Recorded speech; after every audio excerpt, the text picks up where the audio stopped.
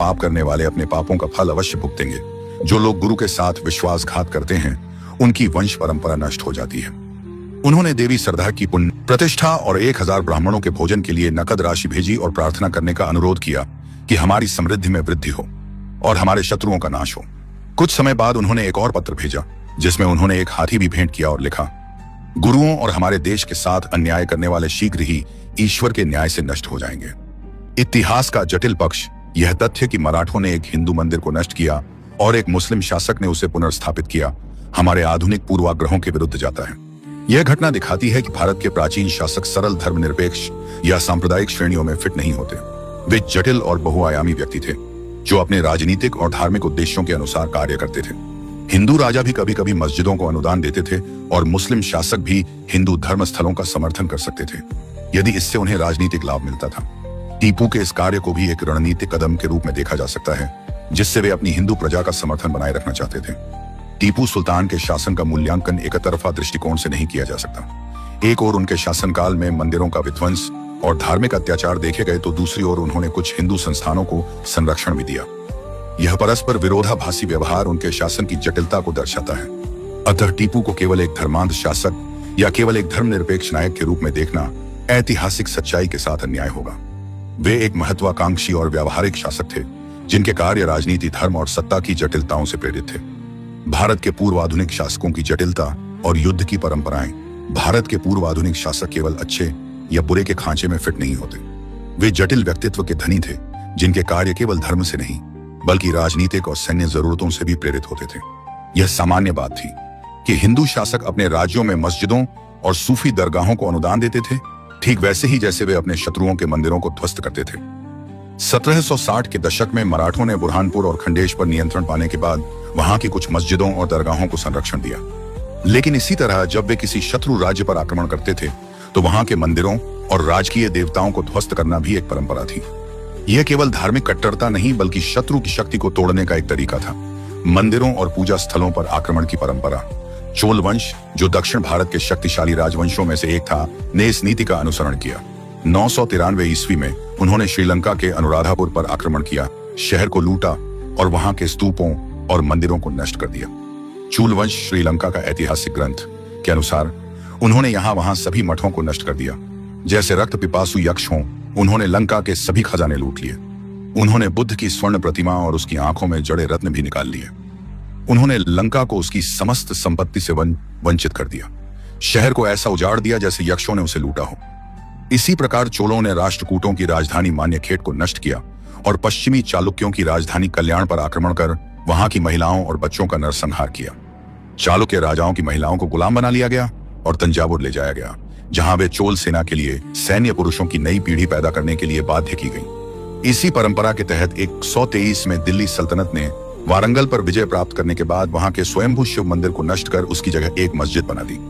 लेकिन जब 1330 के दशक में हिंदू शासक कपाया नायक ने शहर को दोबारा जीता तो मस्जिद को तोड़कर फिर से मंदिर बना दिया गया। टीपू सुल्तान और युद्ध की क्रूरता। इसी ऐतिहासिक पृष्ठभूमि में टीपू सुल्तान का मूल्यांकन किया जाना चाहिए। युद्ध में वे निर्दयी थे और अपने शत्रुओं के धार्मिक स्थलों को नष्ट करने से नहीं हिचकिचाते थे। उन्होंने मलाबार, मंगलौर और कुर्ग में बड़े पैमाने पर चर्चों और मंदिरों को तोड़ा।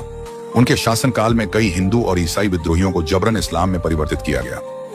पुर्तगाली मिशनरियों के अनुसार टीपू ने क्रूरतापूर्वक हिंदुओं और ईसाइयों को हाथियों के पैरों से बांध दिया और हाथियों को तब तक घुमाया जब तक कि उनके शरीर चिथड़े चिथड़े न हो गए।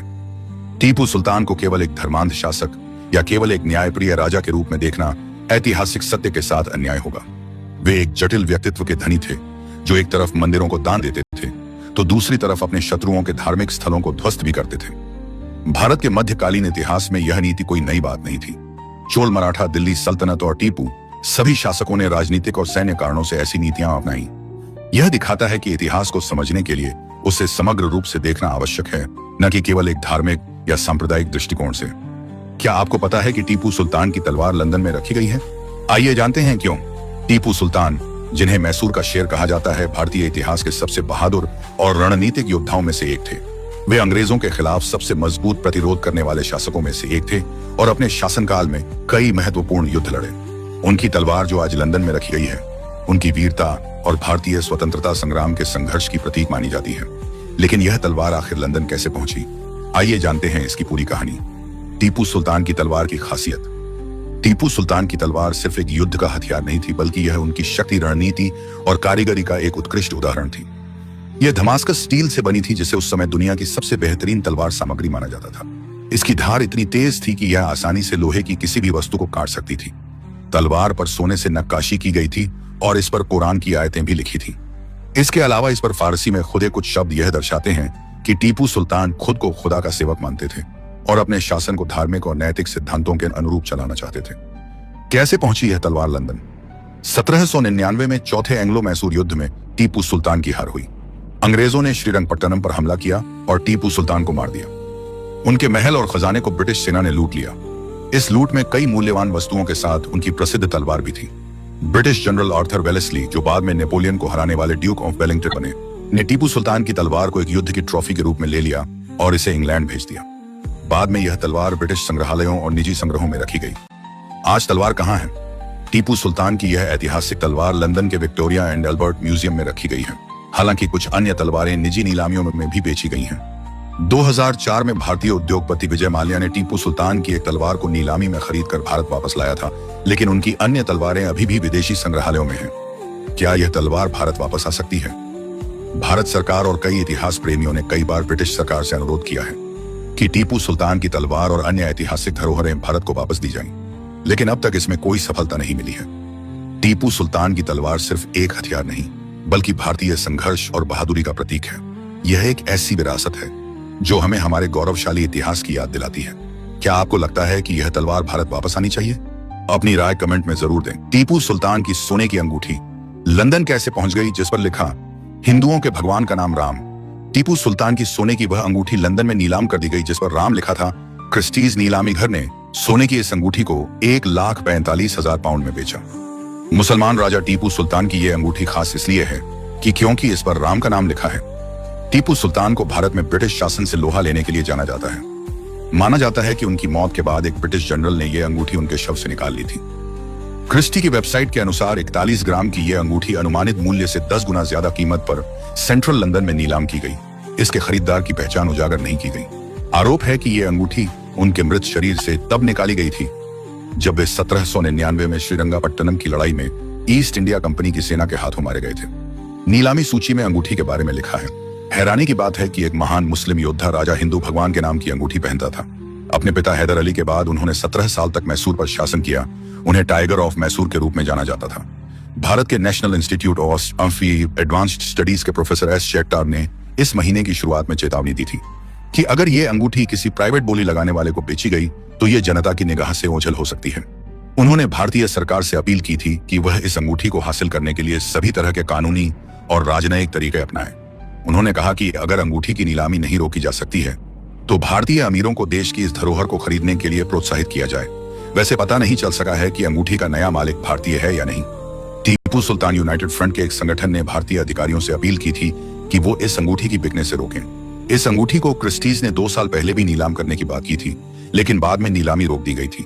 टीपू सुल्तान के नाम पर भले ही विवाद चल रहा हो, लेकिन इतिहास के पन्नों से उनका नाम मिटा पाना असंभव है।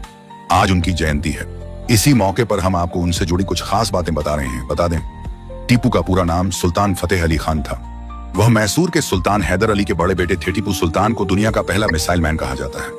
वह उस दौर में तकनीक से बेहद प्रभावित थे। कहा जाता है टीपू सुल्तान ही भारत के पहले शासक थे जिसने अपने शासनकाल में मिसाइल तकनीक का इस्तेमाल किया था। उन्होंने 1880 में अंग्रेजों के साथ युद्ध में रॉकेट का इस्तेमाल किया था। बीबीसी की एक खबर के मुताबिक लंदन के मशहूर साइंस म्यूजियम में टीपू सुल्तान के रॉकेट रखे हुए हैं। इन रॉकेटों को 18वीं सदी के अंत में अंग्रेज अपने साथ ले गए थे। कहा जाता है टीपू ने ही रॉकेट बनाने की नींव रखी थी। भारत के मिसाइल कार्यक्रम के जनक एपीजे अब्दुल कलाम ने अपनी किताब विंग्स ऑफ फायर में लिखा है कि उन्होंने नासा के एक सेंटर में टीपू की सेना की रॉकेट वाली पेंटिंग देखी थी। टीपू ने 18 वर्ष की उम्र में अंग्रेजों के विरुद्ध पहला युद्ध जीता था। बता दें, टीपू ने अपने शासनकाल के दौरान कई निर्माण कार्य किए थे, जिसमें सड़कें बनवाना, सिंचाई के लिए व्यवस्था करना, सिक्के की धुलाई और नापतोल की नई प्रणाली का प्रयोग किया था। ऐसे कई दस्तावेज मिलते हैं जो टीपू सुल्तान को महान बताते हैं। कर्नाटक में एक मंदिर है जहां टीपू की रोज पूजा की जाती है। यह मंदिर वेस्टर्न घाट में स्थित कोल्लूर का श्री मुकाम्बिका मंदिर है। आपको बता दें, टीपू राम नाम की अंगूठी पहनते थे जिस पर देवनागरी लिपि में हिंदू भगवान राम का नाम गुदा हुआ है। सोने की इस अंगूठी का वजन करीब 412 ग्राम था। बता दें, सुल्तान की यह सोने की अंगूठी मई 2014 में लंदन में नीलाम हुई थी बताया जाता है। ये अंगूठी उनके मृत शरीर से तब निकाली गई थी जब वे 1999 में श्रीरंगपट्टनम की लड़ाई में ईस्ट इंडिया कंपनी की सेना के हाथों मारे गए थे। लोगों को हैरानी थी, एक महान मुस्लिम शासक हिंदू भगवान के नाम की अंगूठी क्यों पहनता था। साल 2014 में उनकी ये अंगूठी क्रिस्टी के नीलामी घर से 1,45,000 यूरो में नीलाम हुई थी। बता दें, उस दौरान अंगूठी को लेकर विवाद हुआ था। यह विवाद मुस्लिम शासक द्वारा पहनी गई अंगूठी पर हिंदू भगवान राम का नाम होने को लेकर था। टीपू सुल्तान के सभी दस्तावेज और तलवार, अंगूठी, टॉप जो भी अंग्रेज हिंदुस्तान से लूट कर ले गए थे, क्या वह सभी वापस आने चाहिए? अगर आने चाहिए तो अपने कमेंट में राय जरूर दें और प्लीज चैनल को भी सब्सक्राइब करें दोस्तों।